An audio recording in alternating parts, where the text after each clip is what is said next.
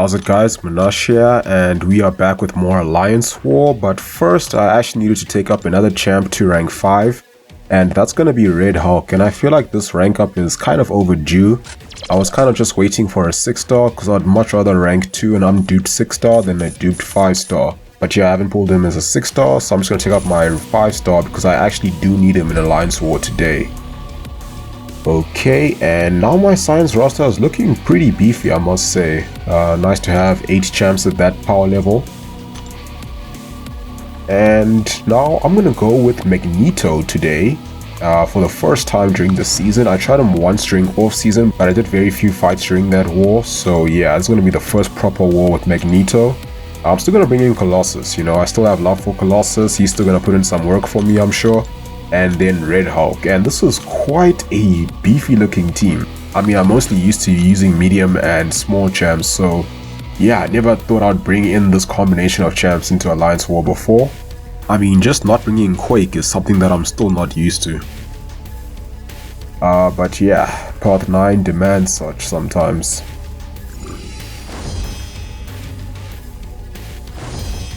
Okay, so first up we have the Silver Surfer with the Hazard Shift node. And fortunately it's just a rank 1 6-star, so really not that difficult, very few health points, and yeah, it should be a pretty straightforward fight for Darkhawk since he is immune or pseudo-immune to the poison and incinerate. So I don't have to play around half of that phase like I did with Colossus. And also, yeah, Suicides, which just makes it even easier because he's going to be doing a lot of damage to himself with the bleed and poison, and also the recoil. And willpower doesn't scale with nodes in Alliance War, so yeah, I can play very passively and he'll still go down. And Surfer isn't defensive, and I actually had quite a few champs in this war who weren't defensive, which is always nice, unlike the previous war where I think all the champs I fought were defensive. And Darkhawk has that regeneration on his special too, which I quite like throwing. I don't know, it just feels good throwing that giant rock at someone and hearing him roar. So yeah, this was a pretty straightforward fight. I didn't really need Darkhawk for this one. I actually could have used Colossus as well and just played around the poison phase.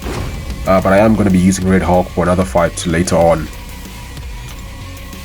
Okay, now I'm going to apply some boosts for the next 2 fights in section 1.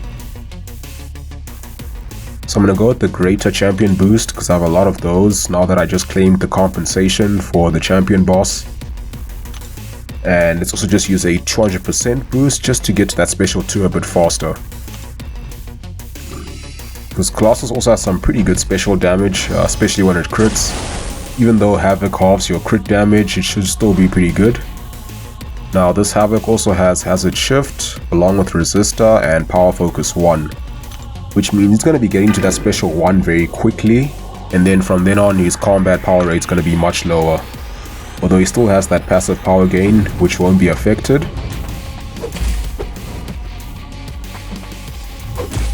So I go in, drop a combo, eventually throws a special 1, and I just failed to evade that. I just wasn't really distanced properly.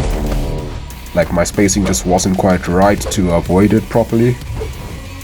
But yeah, what I like about Colossus for Havok is that you never have to worry about getting armor broken, even if they have that crumbling armor node. So detonation is literally impossible, unless it's something that like specifically removes buffs. But yeah, that first special 2 did some pretty decent damage, and I'm not even gonna bother parrying for the Fury. I'm just gonna throw it because it's actually a pretty straightforward fight. I just need to make sure I don't hit him while the poison is up, and also him not being defensive means I can dex all I want without worrying about indestructible. But against Havok you generally do parry a lot because these medium attacks don't make contact. So I do have a lot of those indestructible icons that sort of remove the indestructible when you do trigger stubborn. But yeah, eventually I just finish him with a special 1. I get a decent crit on the last hit and he goes down. So that was a pretty comfortable fight for Colossus. And now moving on, we have Morningstar. And Morningstar is a metal champ, so I think you know who I'm going to use for this one. Buff and balance, power drain doesn't really play a part in this fight since Morningstar won't gain any buffs.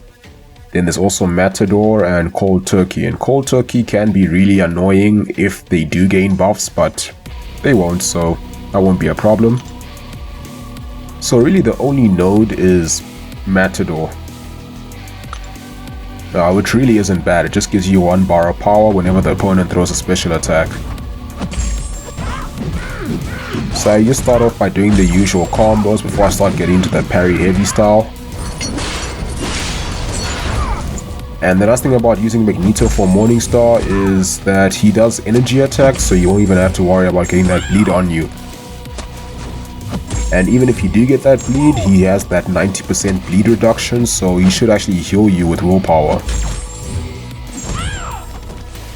I did notice that sometimes that I wasn't gaining a bar of power when she throws a special attack. I assume that's just due to the ability accuracy reduction. So I actually was just trying to build to my special 3 initially, then I was like, no, this is just a joke, you know, it's very simple fight, let's just drop a special 2. And yeah, she goes down, does about 40,000 damage without critting. So yeah, pretty straightforward fight.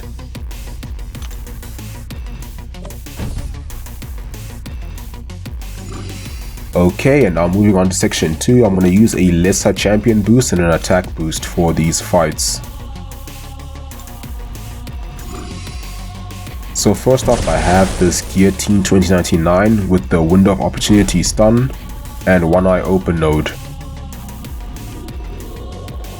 And she's also a metal champ, so I'm going to use Magneto for this one.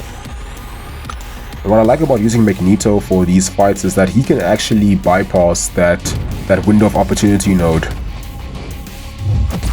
So right now I can't parry stun her, and even if I do, there is a high chance that it won't actually reflect the stun due to the ability accuracy reduction.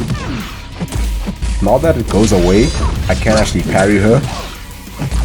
Now the only annoying thing about this fight is that I am going to be taking damage back when I do hit her while she's stunned. And I'm not even worrying about it, I'm actually just ignoring it because I know I'm going to do most of my damage with the special 3.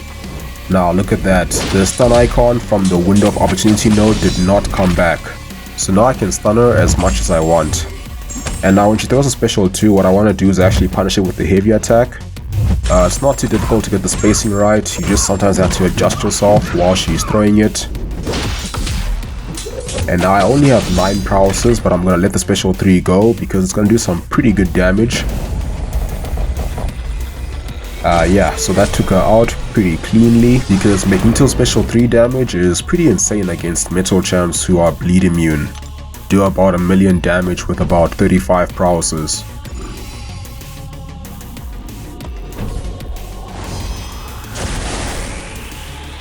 Okay, now moving on, we have Emma Frost, and she also has Window of Opportunity stun along with Empowered Immunity. So for this one I was wondering if I should use Colossus or Magneto, but I first tried Colossus because at least he's defensive, so he should make dealing with Stubborn a bit easier. And also is a bit tanky, which makes it a bit safer if I were to slip up and get hit. So right now she is stun immune when she's in diamond form, so that's not really a problem. I just want to make sure that I avoid parrying her when she is in telepath. So I'm also parrying her specials, just to make sure that she doesn't go indestructible.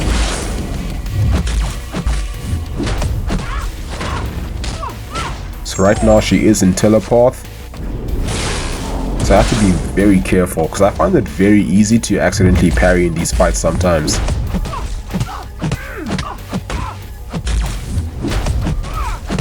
And there she caught me with the special one while I was dashing back to get some space. Just a bit unfortunate there. And I actually forgot about the power sting there, I kind of just ignored it, and then I made a huge mistake. Massive mistake right there. Like, oh jeez dude, that was really annoying. Yeah, I sort of accidentally parried her, and I wasn't even trying to parry, it just was me trying to block, but the animation came out too quickly and I just mistimed it. So yeah, that was very unfortunate, very annoying as well, and now I'm gonna finish off this fight with Magneto. Because at least his special 2 can armor break, which might make it easier to get those openings. And this is one fight where I actually would have preferred to have Nick Fury for, just because at least in the second phase he's stun immune, so I don't have to worry about that.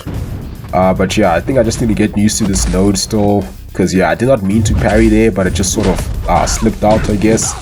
And that wasn't the only time it happened. Sometimes you're just in the flow of the fight and you know, you just completely forget about it. Like I literally had to say in my head, don't parry, don't parry, don't parry. Okay, now you can parry, now you can parry. Wait, watch the icon, timer's coming back. Okay, parry again. No, don't parry. I just need to get used to that. So yeah, it's going okay with Magneto so far. I eventually dropped the special 2, get the armor break, but I was a little bit slow to refresh it with the heavy attack because I wanted to parry heavy, but I just did a combo instead. And one interesting thing about using Magneto against Emma Frost is that he is immune to her inverted controls due to his helmet. Cool little Easter egg over there, so you just have to dex it the normal way.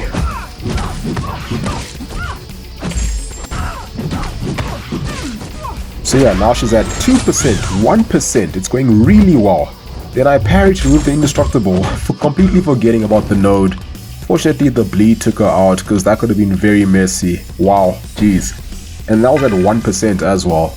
So if I died there, oh jeez, I might have broken a few items, maybe flipped the table or two, but yeah. Fortunately that special 1 bleed managed to take her out. Okay, last fight of section 2, but first I have to heal up Magneto just to be safe because I wasn't really sure how his Magnetize would work against the powerful from Afar node. But yeah, now we have this Darkhawk with Kinetic Transference, powerful from Afar, and Opportunistic. So then I also decided to give Magneto a greater special 3 defense boost just in case for some reason he doesn't want to throw a special attack in time. But yeah, like I was saying, I wasn't sure how well Magnetize would work against the powerful from Afar node, but it actually did manage to prevent the power gain most of the time. So this fight was actually a lot easier than I expected. So I go in, I'm doing the usual combos. Just want to build up a good amount of power before I actually start doing parry heavy. And now I want to bait a special 2. Hopefully he throws it in time, but he's not gaining any power at all, which is very nice. Okay, eventually he throws the special 2, so I just knock him down with the heavy attack. Take him out of stealth mode, put him into shield mode, and either way Magneto is immune, or rather he completely counters auto block and miss against metal champs. So either way it's not really a problem, whether he's in stealth mode or shield mode. And this was actually so overkill, like this was just me sort of just having fun, toying with this Darkhawk, and I just wanted to punish him 10 times over. I think overkill would be an understatement, because this special 3 probably could have killed him at least 10 times, like 10 full health Darkhawks would not survive that special 3.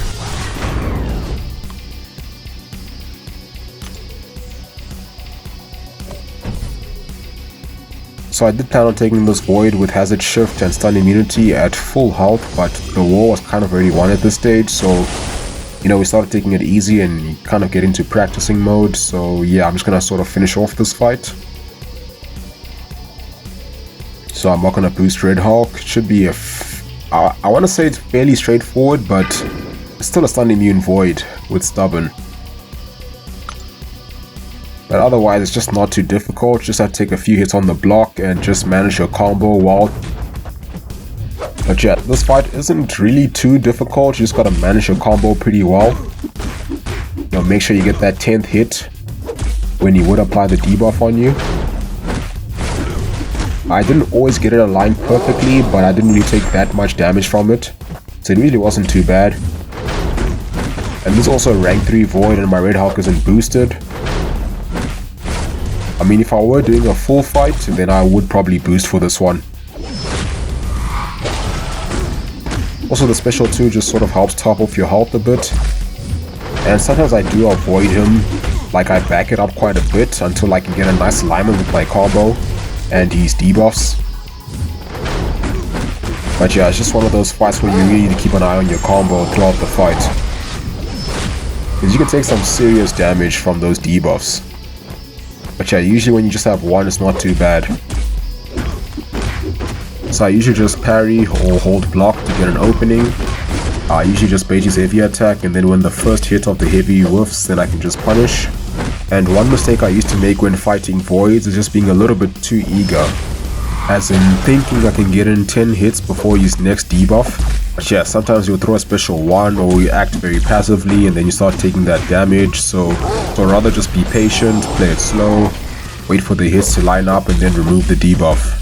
Because you really want to be playing catch up in a fight like this, like when you have one debuff on you and you're trying to remove it, and then by the time it gets purified and the next one gets applied, then you have to do another 10 hits, and yeah, it's just not fun. So now I also did get to try the remainder of this Apocalypse boss with Magneto. He's only at about 33% and it's just a rank 2 Apocalypse, but I figured it would be a good opportunity to try Magneto for the future, see how he does, because Apoc is metal at least, so I've got that working for me. So my strategy for this fight is basically to bait his heavy attack and then punish it with my own. The only thing is I can't always hold it in for long enough to charge it to get that double effect, so I just do a standard heavy attack. But I want to make sure that I actually release it when he's about to swing down. You know, otherwise if you do it a little bit too early, you can actually get punished. And I must say it's very nice having that perfect block chance against metal champs. Now what made this fight a little bit difficult is that he already had 4 charges, which means he can actually stun me when he throws a light attack against my block. And that did happen once, just wasn't paying attention, and then it took quite a bit of my health with one combo.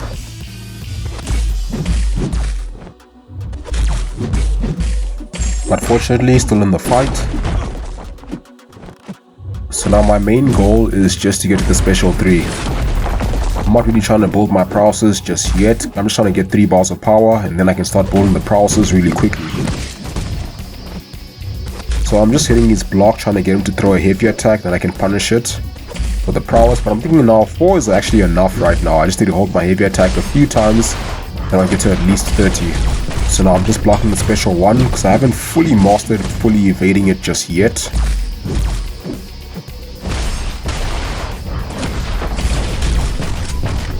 So yeah, just playing it safe, and now I do have 3 bars of power. Bait one more special 1. And now I can have a little bit of fun and just play with the heavy a bit. So now whenever he dashes back and gives me a bit of space, I just throw a heavy attack, and usually it will whiff, but it still doubles the prowesses because I hold it for long enough, up to 32. And now I can throw a big special 3. So he was at 23% health and the second hit took him out, so that's some pretty good special damage. So yeah, I think Magneto could be a pretty good counter for some stubborn apocalypses. Apocalypses, yeah.